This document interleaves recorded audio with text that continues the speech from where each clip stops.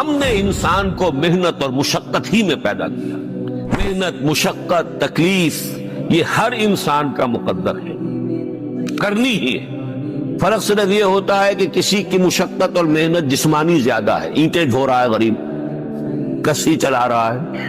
کسی کی محنت مشقت ذہنی زیادہ ہوتی ہے، بیٹھا ہوا تو ہے آرام کرسی پر، ریوالونگ چیئر ہے بڑی آرام دہ، لیکن اس کی جو ذہنی مشقت جو وہ کر رہا ہے. جو جسمانی مشقت کرتا ہے وہ رات کو پاؤں پھیلا کر سوتا ہے، چاہے روٹی بھی پوری نہ ملی ہو، لیکن اسے پتہ نہیں ہوتا رات کب گزر گئی.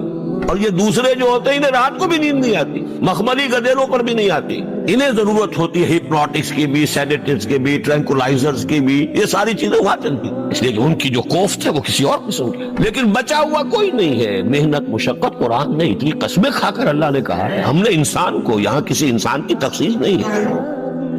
محنت، مشقت، اور اس محنت مشقت کے ساتھ اس میں غالب نے ایک اور رنگ داخل کیا ہے، اس کے ساتھ غم بھی.